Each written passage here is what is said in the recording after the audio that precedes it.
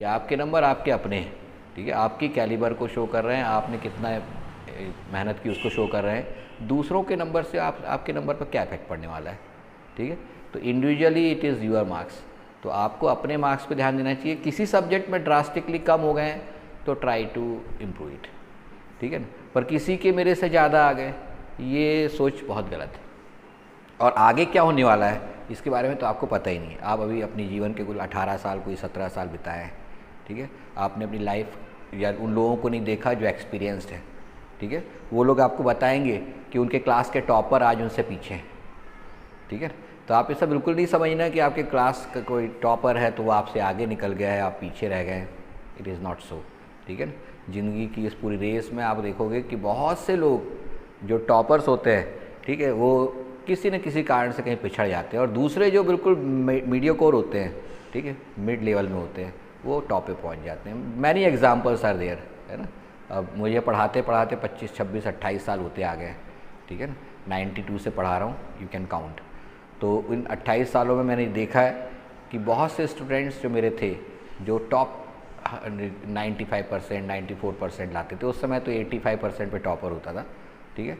Top के college में पढ़ा, ठीक, लेकिन अभी वो एक किसी मल्टीनेशनल कंपनी में मिड लेवल मैनेजर है, ठीक है। जबकि कोई दूसरा जिसने एक जनरल टाइप के इंजीनियरिंग कॉलेज से पास आउट हुआ, उसके बाद ही has done MBA from some good college and now he is a top level manager. तो ये डिफरेंसेस जो हैं ये आगे जाके क्रिएट होते हैं, ठीक है।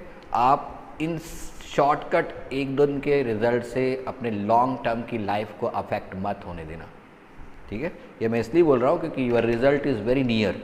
हो सकता है आज आप घर पहुँचे और आपको पता चले कि आज रिजल्ट आ रहा है, ठीक है। इस लेक्चर के तुरंत बाद some of you may know that your result is just at 12 o'clock, ठीक है। तो आप लोग उसके लिए तैयार अपने दिमाग को रखें, कंट्रोल करके रखें, जो भी रिजल्ट आएगा उसको स्पोर्टिंगली एक्सेप्ट करें, ठीक है ना। Good morning.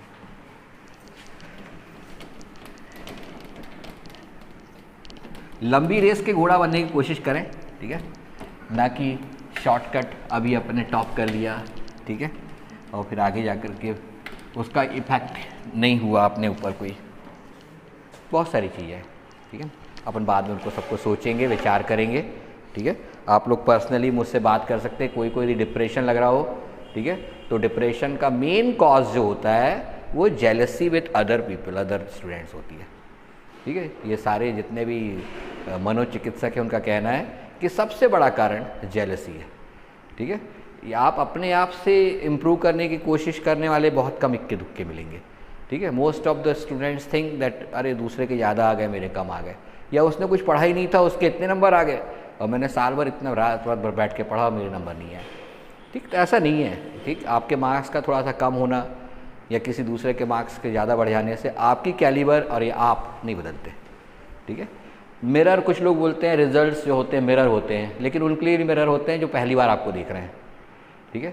जो कई सालों से आपको जानते हैं, आपके घर के लोग, आपके टीचर्स, वो आपके लिए एक अलग ही पहले से बना के रखे होते हैं, ठीक। उन्हें पता होता है कि आप कहाँ पर हैं, ठीक। तो उनके साथ बात करें जब भी ऐसी कोई स्थिति आए, ठीक। मैं इसलिए इतनी बात बता रहा हूँ क्योंकि कल मेरे पास सारे टॉपर्स आए थे ना, आयुषी थी, बिसेन थी, बहुत से लोग थे कल, ठीक। तो उन लोगों ने सबसे बात करने के बाद सडनली एक ऐसा स्टूडेंट आया जिसके सिर्फ 84% आए, सिर्फ उसका कहना था, सिर्फ मेरे हिसाब से बहुत परसेंट थे वो 84 भी, ठीक है ना। तो वो कहता है कि मेरे सिर्फ 84% आए, यहाँ 95 वाली बैठी है, 93 वाले बैठे हैं, मेरे को बड़ा अच्छा नहीं लग रहा है, बुरा लग रहा है, ठीक है। लेकिन उससे क्या हुआ कि उसको खुद को अपने 84% का जो कहना चाहिए, हर्ष मनाना चाहिए कि मेरे काफ़ी अच्छे परसेंट आए, ठीक है। उसने उसको कंपेयर करके अपने आप को डाउन कर दिया। नियर फ्यूचर में वो बहुत अच्छी प्रिपरेशन नहीं कर पाएगा। यदि उसने उसको पॉजिटिव लिया होता कि ठीक है मेरे 84 आए, next time I will be trying to cover them, ठीक है, तो हो सकता है कि वो अच्छी परसेंट ले आता। तो थोड़ा सा अपने एटीट्यूड में चेंज लाएं, ठीक है। और आज कल 2 दिन में जब भी रिज़ल्ट आएगा तो मैं उम्मीद करता हूँ कि आप और अच्छे पॉजिटिव एटीट्यूड के साथ और अच्छी तैयारी करेंगे। अभी तो पहली स्टेप है। 10th का रिज़ल्ट सिर्फ आपकी डेट ऑफ बर्थ के लिए इंपॉर्टेंट होता है, ठीक है। मेरे इतने साल का एक्सपीरियंस है, ठीक है, कि 10th का रिज़ल्ट जब आता है आपको बहुत अच्छा लगता है, आपके साल भर की मेहनत दिखती, रिफ्लेक्ट होती है उसमें, ठीक है। लेकिन बाद में जो लॉन्ग टर्म में जब आप जाएंगे, आज से 6-7 साल बाद, 8 साल बाद, जब इंटरव्यू के बोर्ड के सामने बैठेंगे, ठीक है, तो वो 10th का आपकी मार्कशीट देखेगा भी नहीं, ठीक है। बल्कि सिर्फ जो शुरुआत में बाहर जो बैठी हुई क्लर्क रहेगी वो फिर उसे देखेगी कि डेट ऑफ बर्थ आपकी कितनी है, 10th क्लास की मार्कशीट दिखाओ, डेट ऑफ बर्थ उससे चेक करेगी और उसके बाद बोलेगी ठीक है अंदर चले जाओ। ठीक, उसके बाद आपकी अंदर जाने के बाद आपकी डिग्री और आपकी 12th क्लास को जरूर काउंट करते हैं। ठीक है ना। तो ये 2 रिजल्ट जो होते हैं उससे क्या होता है कि आप सोचते होगे कि क्या इंपॉर्टेंस है इन सब चीज़ों का, एक्चुअली ये सॉर्टिंग करने के लिए होते हैं। ठीक है, सॉर्टिंग आप अभी जाके आगे जाके कंप्यूटर साइंस में पढ़ेंगे, बहुत ही इंपॉर्टेंट टर्म होती है ये, कैसे अलग करना। ठीक है, तो सॉर्टिंग में पहला होता है कि क्राइटेरिया, कि 10th और 12th का क्राइटेरिया। ठीक, 70% 80%, 70% 12th में, 80% 10th में, इसके ऊपर वाले जितने होंगे अंदर, बाकी बाहर। ठीक है ना। वो सॉर्टिंग वाला जो कट है वो आपको क्रॉस करना चाहिए, ये मेरा मानना है। ठीक है, जैसे 70% बोलता है 12th में होना चाहिए। ठीक है, तो आपकी कोशिश होना चाहिए 71% तो आए कम से कम, मिनिमम। ठीक, मैक्सिमम कितने भी आए। ठीक है, वहाँ जाकर एक 95% वाला भी 71% के बराबर है, एक चीज़ बता दूँ। ठीक है, अंदर जाने के बाद में वो सिर्फ आपके कौन कौन से सब्जेक्ट्स में कितने मार्क्स थे, क्योंकि वो सब्जेक्ट ओरिएंटेड हो जाते हैं। कौन सी कंपनी है, वो किस काम के लिए आपको ले रही है। ठीक है, यदि मान लो एक मैकेनिकल इंजीनियर है और मान लो पहुंच रहा है ऐसी कंपनी में जो बॉयलर्स बनाती है, ठीक है, तो वो देखेगी कि थर्मोडायनेमिक्स के पेपर में आपके कितने मार्क्स आए थे। ठीक, आपका उसका नॉलेज कितना है, उसको बाकी सब्जेक्ट से कोई लेना नहीं। ठीक, तो ये सारी चीज़ें वहाँ काउंट करने लगती हैं। ठीक है, और इसलिए हर सब्जेक्ट को अच्छे से पढ़ो, नॉलेज लेने की कोशिश करो। मार्क्स जो हैं वो टेम्पररी है, नॉलेज परमानेंट है। ठीक है, नॉलेज आपको आज की बात, आप बुढ़े भी हो जाएंगे 80-90 साल के, ठीक है, तब भी आपका नॉलेज आपके पास इंटैक्ट रहेगा। हो सकता है आप मार्क्स भूल जाएं आपके कितने आए थे। ठीक है ना, तो उस नॉलेज की तरफ ध्यान दें। पहला क्वेश्चन जो था अपना, बहुत बातें हो गई। पहला क्वेश्चन जो मैंने बताया था, a car cover 17 metre distance in 7 seconds and 23 metre distance in 10th second. 7th and 10th, nth second वाला क्वेश्चन है ये, है ना। सभी को मिल गया था पेपर ए? सभी को मिला था या नहीं मिला था? In 7th second 17 metre distance, तो u plus half a into 2 into 7 minus 1, ये फॉर्मूला लगाएंगे। Snth equals to u plus half a 2n minus 1। ठीक है, तो सॉल्व करेंगे तो 17 is equal to u plus 7 2 14 minus 1 13/2a, equation number 1। Then second part में क्या बोलता है, it covers 23 metre distance, 23 metre distance in 10th second, तो क्या हो जाएगा u plus half a 2 into 10 minus 1, that is u plus 19a/2, this is 23, equation number 2। Elimination method से आप u और a की वैल्यू निकाल लोगे। 2 माइनस 1 करेंगे, 23 माइनस 17 6, u से u कैंसिल हो जाएगा। 19a/2 माइनस 13, तो 6/2a, तो a will be equal to 2 metre per second square. a के लिए रिप्लेस कर देंगे 1 में, तो क्या मिल जाएगा आपको 17 equals to u plus 13/2 into 2, तो u will be equal to 4 metre per second. ये 2 चीज़ें आपको मिल गई। ठीक है, अब इसके बाद आपको क्या करना है, सेकेंड पार्ट में क्या करना है, you have to find distance travelled in 10 second, 10th नहीं 10 सेकेंड्स, तो S10 फाइंड आउट करना है। तो ut 4 into 10 plus half a into t square 10 square sorry, तो 40, ये 2 से 2 कैंसिल हो गया, प्लस 100, तो आंसर विल बी 140 मीटर। ठीक है, किसका आ गया था ये क्वेश्चन कर लेते हैं, वो बेस है, उस बेस का यूज़ करके अपन फिर देखेंगे कैसे क्वेश्चंस IIT में भी आते हैं। ठीक है, या नीट में आते हैं। मैं जब भी IIT बोलता हूँ तो एक जनरल टर्म है, इट मीन्स कॉम्पिटिटिव एग्ज़ाम। ठीक है, literally don't take it like only IIT exam. ठीक है, जितने भी कॉम्पिटिटिव एग्ज़ाम्स हैं उसमें कहीं भी आ सकता है।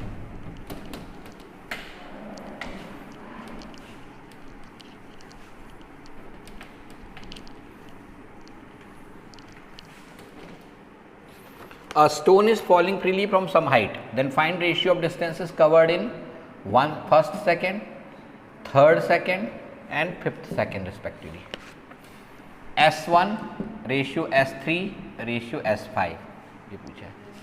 आपको पता है रेशियो कैसे निकालते हैं, u plus half a 2n minus 1, सब में u 0 है और a g है, इसका मतलब एसेंथ जो होगा वो प्रोपोर्शनल हो जाएगा 2n माइनस 1 के, सीधे सीधे। तो यहाँ 1 में लिखा है तो 2 इंटू 1 माइनस 1 यानी 1 हो जाएगा रेशियो। 3 में बोला है तो 2 इंटू 3 6, 6 माइनस 1 5 हो जाएगा। 5 में बोला है 5 2 ज़ा 10 माइनस 1 मीन्स 9 हो जाएगा।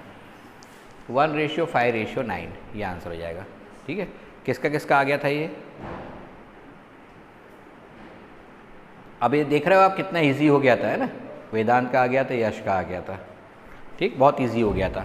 ठीक, क्योंकि आपको सीधे सीधे फर्स्ट सेकंड, थर्ड सेकंड और फिफ्थ सेकंड में डिस्टेंस ट्रैवल के लिए पूछा है। तो आपको पता है u0 और ag है, तो सर्टेनली उस केस में जो s_nth होगा वो s_nth इज इक्वल टू हो जाएगा सिर्फ ओनली या प्रोपोर्शनल हो जाएगा कितना 2n माइनस 1 के। Got it? ओके। अब मैं इसी से रिलेटेड क्वेश्चन दे रहा हूँ जो कि किस में आया था, IIT में आया था। वो अलग से मैं बना दे रहा हूँ डायग्राम और फिर उसको अपन सॉल्व करेंगे।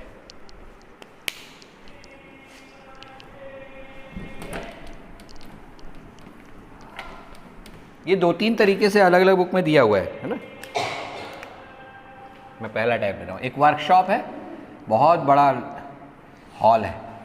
ठीक है, इसका जो फ्लोर है, यहाँ से इसकी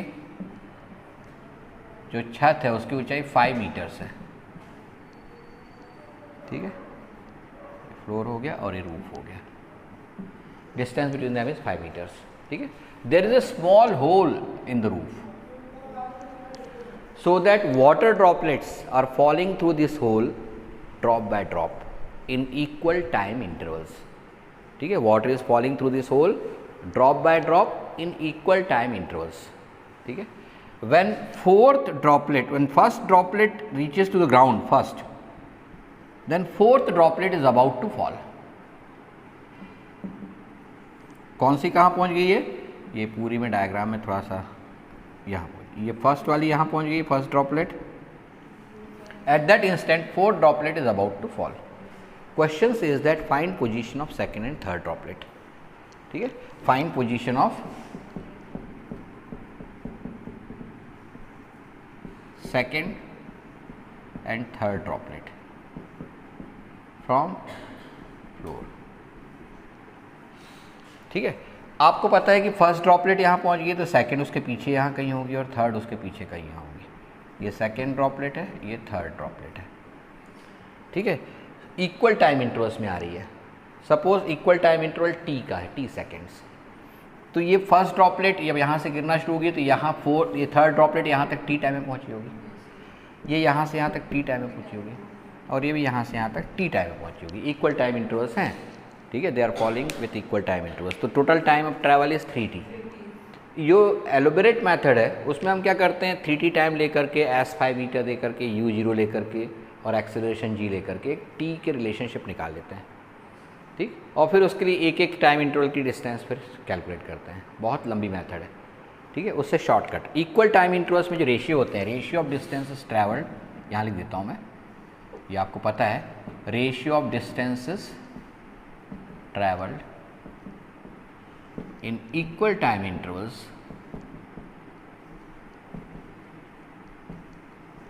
are 1:3:5:-.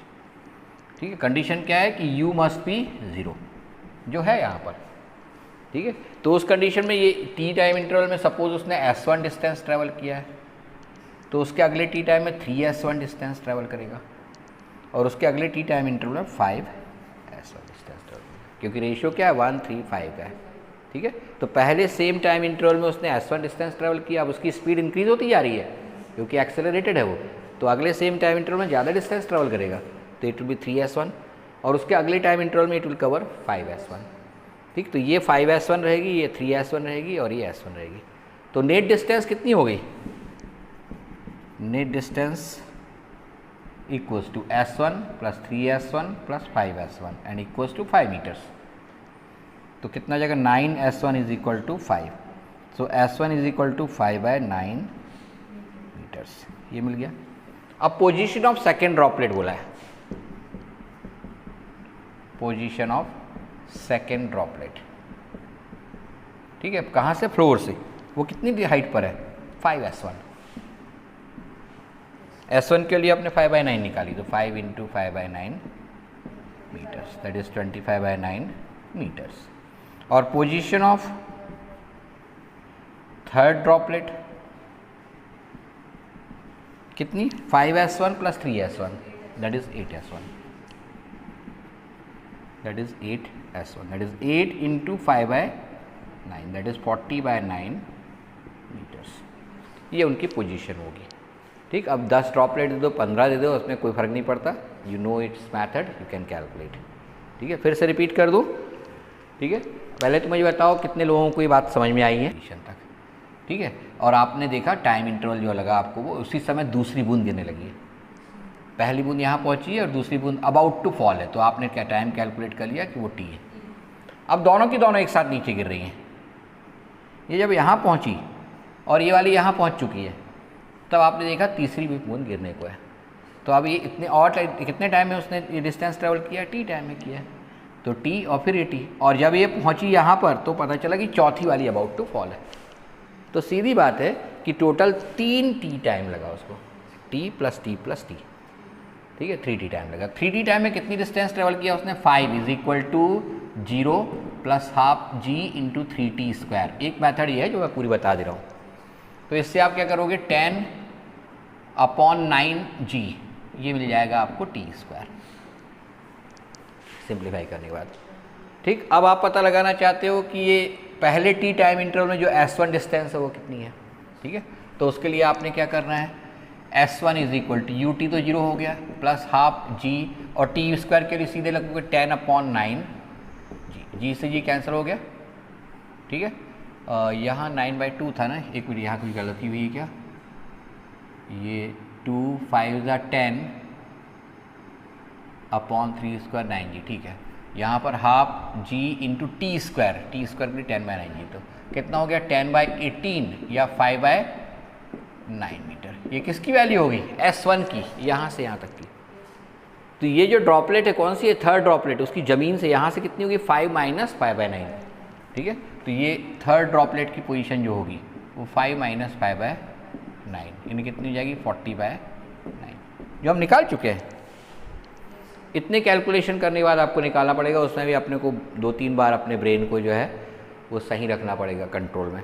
जबकि इस मेथड में ऐसा कुछ नहीं है। आपको पता है कि इक्वल टाइम इंटरवल्स में डिस्टेंसेस ट्रैवल जो होती है उनका रेशियो 1, 3, 5 होता है। ठीक है, तो पहली डिस्टेंस s ले लिए दिया आपने, तो उसकी अगली डिस्टेंस 3s हो जाएगी, उसकी अगली डिस्टेंस 5s हो जाएगी, और इन तीनों का सम ये 5 मीटर के इक्वल होगा। ठीक है, तो ये छोटा फंडामेंटल चीज़ आपने यूज़ कर ली है, और उनका एडिशन 5 हो गया, तो S1 के लिए 5/9 होगी। अब जब 5/9 ये आ गई, जो आपने वहाँ पर कैलकुलेट करके निकाला था 5/9, वो यहाँ पर आई है। लेकिन अब सेकेंड ड्रॉपलेट की पोजीशन निकाल रहे हैं, ये सेकेंड की, तो वो कितनी डिस्टेंस पर है, यहाँ से कितनी है, सीधी पता है आपको, 5s1, तो 5 × 5/9 कर देंगे। कहाँ लिखा है, 5 × 5/9। अब ये वाली ड्रॉपलेट, थर्ड ड्रॉपलेट जो है, उसकी फ्लोर से पोजीशन कितनी है, 5 + 3 8s1, तो S1 के लिए रिप्लेस कर देंगे। ठीक है, ये सेकेंड पोर्शन है उसका। ठीक है, तो अपने को सिर्फ हाइट पता लगाना थे उनकी, कहाँ से, फ्लोर से निकल गई। यदि रूफ से होता तो रूफ से ये सेकेंड वाले की S1 डिस्टेंस है, थर्ड वाले की, और सेकेंड वाले कितनी है, S1 + 3s1 है ना, 4s1 है। तो थोड़ा सा दिमाग को कंट्रोल करके डिस्टेंसेस देखो, और आप लिख लोगे तो बड़े अच्छे समझ में जाएगा ये। ठीक, इसका फोटोग्राफ भी आपको मिल जाएगा, ये बहुत भेज दूंगा आज, है ना, व्हाट्सएप उस पर मैं क्लासरूम में। ठीक है, sir position means distance from floor to droplet, yes बिल्कुल, ठीक है ना। तो वो पोजीशन ऑफ दैट ड्रॉपलेट पूछा है, मतलब फ्लोर से ही पूछा है वो। ठीक, की हाइट है 5 मीटर, कहाँ से लेगा, फ्लोर से लेगा, तो all distances are always taken from the floor.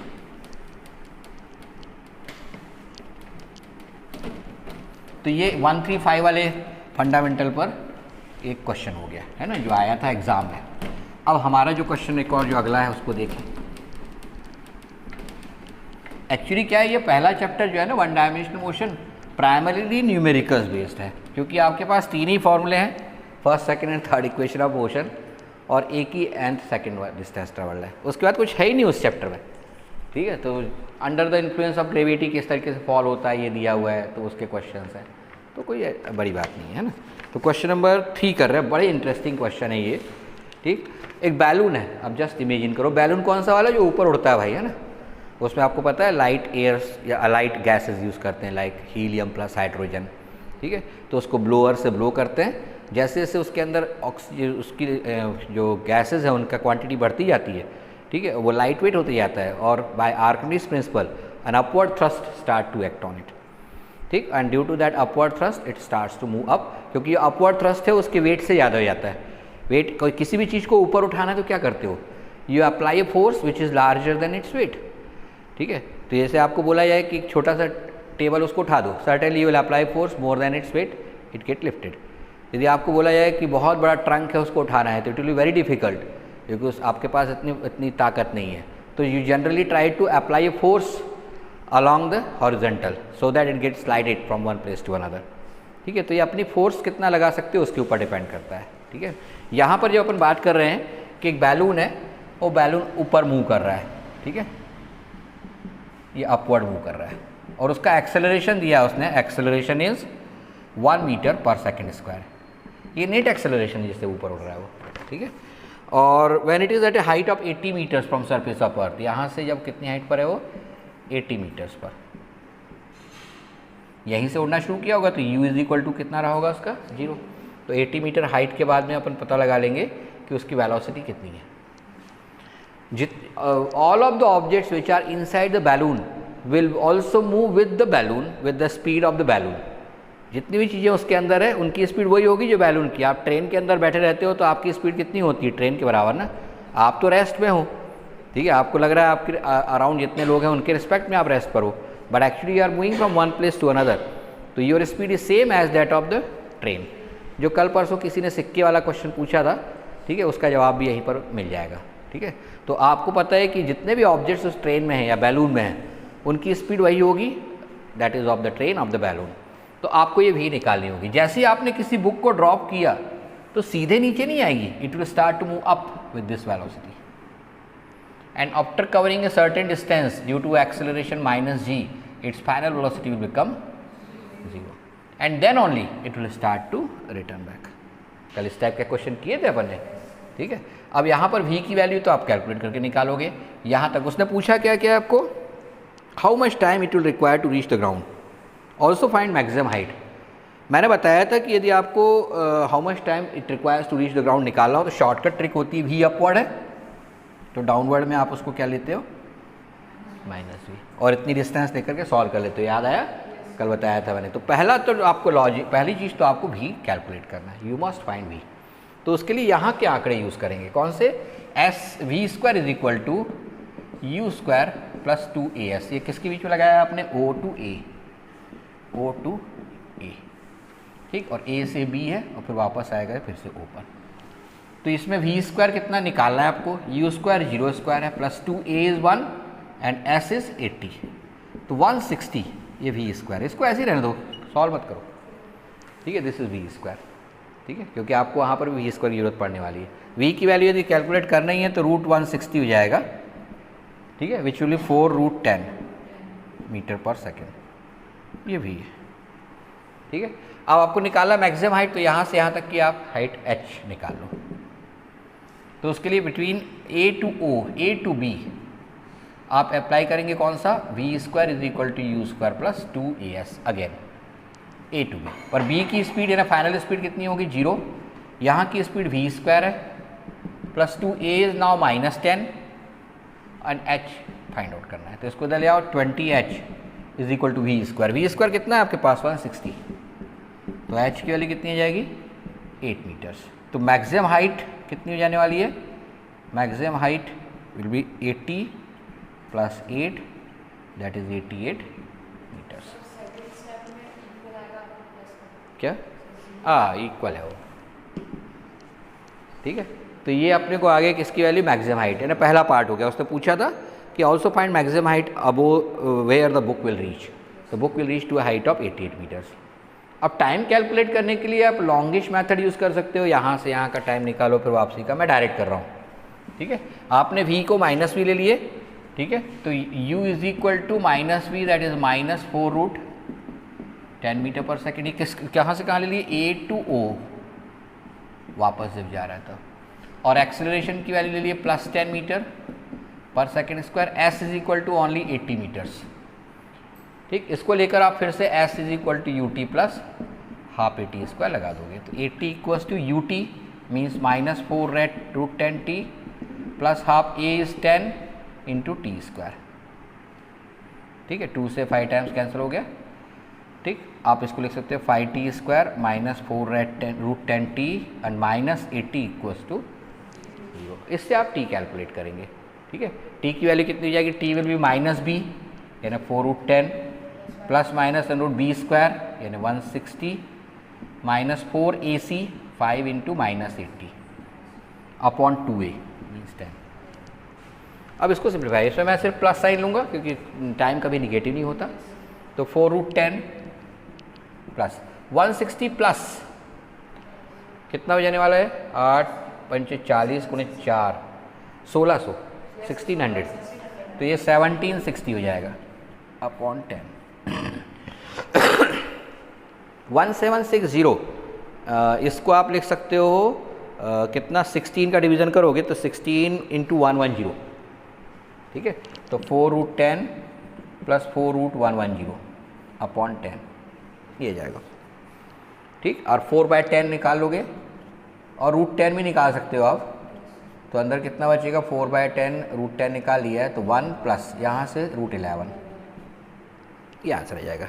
ये 2 से 5 टाइम्स कैंसिल कर सकते हो। इसी टाइप से आप इसके आंसर को लिख सकते हो। किसका किसका आया था ये आंसर, आउट ऑफ इट। ठीक है, और just left to fall freely. अब क्या होगा, जब बुक थी उसके अंदर तो बुक की स्पीड, इनिशियल स्पीड वही होगी जो बैलून की होगी, क्योंकि मैंने बताया कि all the objects which are connected to the balloon will have same velocity as that of balloon. तो बैलून की स्पीड आपको पहले फाइंड आउट करनी पड़ेगी कि एक पॉइंट पर कितनी होगी। For that we used third equation of motion, v square is equal to u square plus 2as। V find out करना है, यू की वैल्यू 0 यहाँ पर रही होगी, ए की वैल्यू एक्सेलरेशन कितनी दी है 1 मीटर पर सेकेंड स्क्वायर, और डिस्टेंस कितनी ट्रैवल किया 80। तो रख करके आप वी की वैल्यू निकाल लेंगे √160 और 4√10। नाउ सेकेंड पार्ट में आपको पता है कि इसमें से कोई भी ऑब्जेक्ट को यदि छोड़ोगे, लीव करोगे, तो उसकी स्पीड वही रहने वाली है। From a to b book will move upward because its initial velocity is in upward direction. जब तक उसकी स्पीड 0 नहीं होगी वापस अर्थ की तरफ नहीं आएगी। कोई भी चीज़ आप ऊपर फेंकते हो तुरंत थोड़ी नीचे आने लगती है। It goes up, when it speed becomes 0 then only it start to return back. In this case also ये 4√10 से ऊपर चल रही है, तो जब तक इसकी स्पीड 0 नहीं होगी ये वापस आना शुरू नहीं करेगी। तो हाईएस्ट पॉइंट पर स्पीड 0 हो जाएगी, एक्सेलरेशन की वैल्यू -g है, इससे आप ये h कैलकुलेट करोगे यहाँ से यहाँ तक का। ये फिर से थर्ड इक्वेशन लगाना है but between a to b, उससे h कैलकुलेट कर लोगे। यहाँ तक तो सबको समझ में आ गया होगा। ठीक है यश तिवारी, यहाँ तक समझ में आ गया आपको पूरा? ओके, तो अब इसके बाद सेकेंड पार्ट में उसने बोला है कि how much time it will require to reach to the earth. ठीक है, रीच टू द ग्राउंड। तो उसके लिए आप क्या करोगे, स्टार्टिंग वेलोसिटी अपवर्ड में भी है तो डाउनवर्ड में माइनस भी कर देंगे। ठीक है, डाउनवर्ड डायरेक्शन में एक्सेलरेशन कितना होगा, g के equal, that is +10 metre per second square. s कितनी कवर करना है उसको, 80 मीटर्स, कोई डिस्टेंस नहीं। s is equal to u t plus half a t square लगा देंगे। 80 s की वैल्यू है, -4√10 into t plus half a is g 10 t square. Simplify का एक क्वाड्रेटिक इक्वेशन निकल आएगा। इस क्वाड्रेटिक इक्वेशन से आपको टी की वैल्यू निकालना है। यहाँ माइनस साइन को लीव कर देंगे क्योंकि time can not be negative. ठीक है, you will get the answer. तो मुझे नहीं लगता कि ऐसा कोई अब इस बार में कोई दिक्कत हो रही होगी, है ना यश? समझ में आ गया? ठीक, ये तुम लोगों के लिए बहुत इंपॉर्टेंट क्वेश्चन है, इसलिए कि तुम लोग हमेशा स्पीडिंग करते हो और उसमें कई बार गड़बड़ करते हो।